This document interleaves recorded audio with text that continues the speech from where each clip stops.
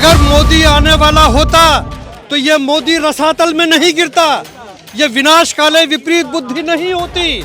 उसका अगर आने का जरा भी चांस होता तो शायद इसको हंसते हंसते बर्दाश्त कर जाता।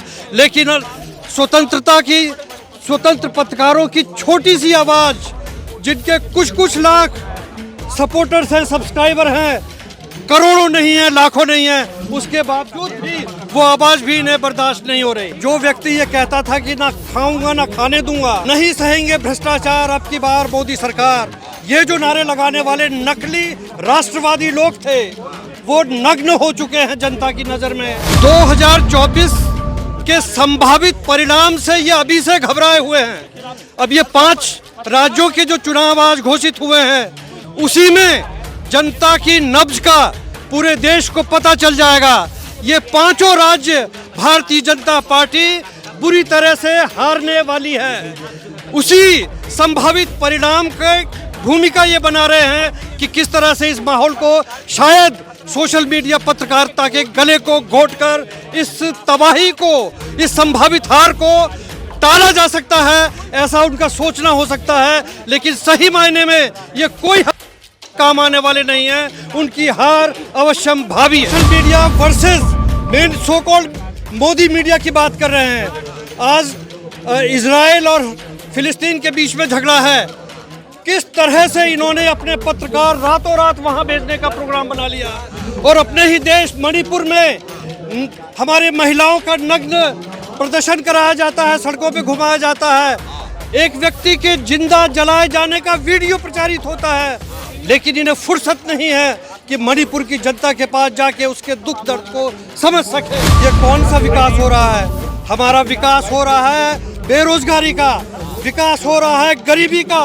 शरद पवार के भतीजे उसको प्रधानमंत्री लेवल पे सार्वजनिक सभा में ये कहा जाता है कि 70,000 करोड़ रुपए का घोटाला हुआ है, सिंचाई घोटाला हुआ है। और 2 दिन बाद उन्हीं पार्टी के गठजोड़ से वो उप मुख्यमंत्री बनाया जाता है। पुलवामा की तरह ये मुमकिन है कि वो नकली राष्ट्रवादी 40 से ज़्यादा फौजियों को कुर्बान कर सकते हैं और अपना हाथ से निकलता हुआ चुनाव पुनः जीतने का षड्यंत्र कर सकते हैं। लेकिन जनता इस तरह के कदमों के प्रति भी सतर्क है। चाहे वो राम मंदिर पे हमला करवा दें, चाहे हिंदुस्तान पाकिस्तान झगड़ा करवा दें, चाहे चीन और भारत की लड़ाई करवा दें, या हिंदू मुसलमान दंगे करवा दें, भारतीय जनता पार्टी और मोदी अपनी अंतिम सांसें गिनना शुरू कर दें। उनकी उल्टी गिनती शुरू हो चुकी है।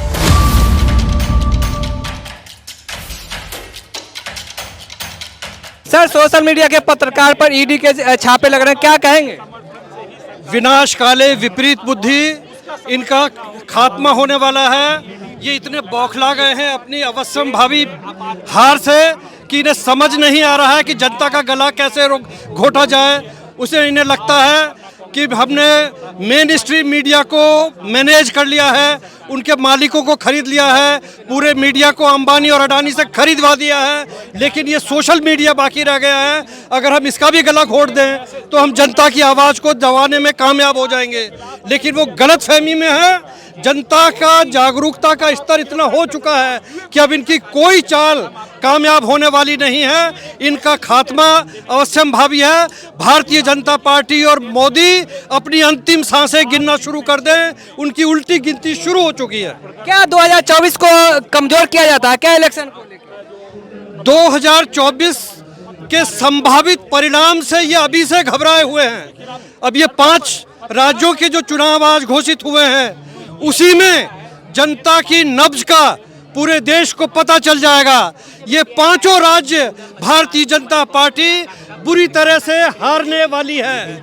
उसी संभावित परिणाम की भूमिका ये बना रहे हैं कि किस तरह से इस माहौल को शायद सोशल मीडिया पत्रकारिता के गले को घोंटकर इस तबाही को, इस संभावित हार को टाला जा सकता है, ऐसा उनका सोचना हो सकता है। लेकिन सही मायने में ये कोई काम आने वाले नहीं हैं, उनकी हार अवश्यम भावी है। क्या तो आएगा तो मोदी, अभी से चल रहा है नारे। अगर मोदी आने वाला होता तो ये मोदी रसातल में नहीं गिरता, ये विनाश काले विपरीत बुद्धि नहीं होती। उसका अगर आने का जरा भी चांस होता तो शायद इसको हंसते हंसते बर्दाश्त कर जाता। लेकिन स्वतंत्र पत्रकारों की छोटी सी आवाज़, जिनके कुछ लाख सपोर्टर्स हैं, सब्सक्राइबर हैं, करोड़ों नहीं है, लाखों नहीं है, उसके बावजूद भी वो आवाज़ भी इन्हें बर्दाश्त नहीं हो रही है। तो क्या कहेंगे कि जिस तरह से प्रधानमंत्री इजराइल को समर्थन देते हैं, तो मणिपुर हमारे देश में ही है। एग्जैक्टली आज हम social media versus main so called Modi media की बात कर रहे हैं। आज इजराइल और फिलिस्तीन के बीच में झगड़ा है। किस तरह से इन्होंने अपने पत्रकार रातों रात वहां भेजने का प्रोग्राम बना लिया, और अपने ही देश मणिपुर में हमारे महिलाओं का नग्न प्रदर्शन कराया जाता है, सड़कों पे घुमाया जाता है, एक व्यक्ति के जिंदा जलाए जाने का वीडियो प्रचारित होता है, लेकिन इन्हें फुर्सत नहीं है कि मणिपुर की जनता के पास जाके उसके दुख दर्द को समझ सके। यही फर्क है। इन्हें लगता है कि शायद यही हमसे मिसमैनेजमेंट हो रहा है, ये सोशल मीडिया के लोग हम मैनेज नहीं कर पा रहे हैं, इसलिए वो गला घोट देना चाहते हैं। क्या कहेंगे कि 2024 का चुनाव है, उससे पहले तमाम विपक्ष के नेताओं पे ईडी सीबीआई की छापेमारी हो रही है। तमाम ऐसे पत्रकार हैं जो निष्पक्ष पत्रकारिता करते हैं, उनके ऊपर ईडी सीबीआई की छापेमारी हो रही है। देखिए इसी से बहुत साफ है कि जो व्यक्ति ये कहता था कि ना खाऊंगा ना खाने दूंगा, आज और नहीं सहेंगे भ्रष्टाचार, अब की बार मोदी सरकार, ये जो नारे लगाने वाले नकली राष्ट्रवादी लोग थे वो नग्न हो चुके हैं जनता की नज़र में। ये किस तरह से स्पष्ट होता है कि हम शरद पवार के भतीजे, उसको प्रधानमंत्री लेवल पे सार्वजनिक सभा में ये कहा जाता है कि 70,000 करोड़ रुपए का घोटाला हुआ है, सिंचाई घोटाला हुआ है, और 2 दिन बाद उन्हीं पार्टी के गठजोड़ से वो उप मुख्यमंत्री बनाया जाता है। ये तो लेटेस्ट उदाहरण है। इसके पहले हम जानते हैं कि किस तरह बंगाल में बड़े बड़े टीएमसी के नेता भ्रष्टाचार के आरोप से में घोषित लिप्त थे, और उनके ऊपर ईडी और सीबीआई का दबाव बनाया गया, और जब उन्होंने कबूल किया दबाव में कि हम भारतीय जनता पार्टी ज्वाइन करेंगे, अगले दिन उन्हें भारतीय जनता पार्टी के राष्ट्रीय मंचों पर सम्मानित किया गया और पार्टी के राष्ट्रीय नेतृत्व वाले पद सौंप दिए गए। तो जनता सब देख रही है, ये जनता को मूर्ख समझ रहे हैं, लेकिन जनता इस बार इन्हें मूर्ख बनाएगी, इन्हें सिद्ध करेगी और इन्हें पाठ पढ़ाएगी, ये बिल्कुल तय है। 2024 का चुनाव हिंदू मुसलमान और राम मंदिर पर होगा या ये चाहे पुलवामा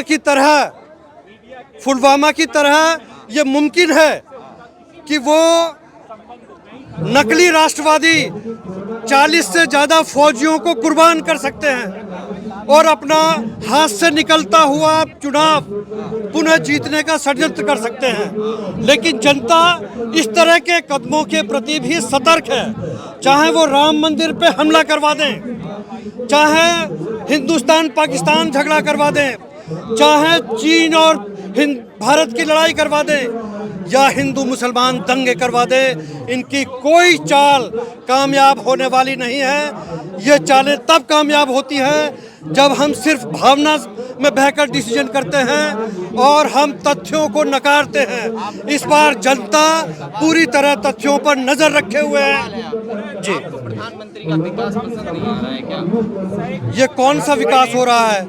हमारा विकास हो रहा है बेरोजगारी का, विकास हो रहा है गरीबी का।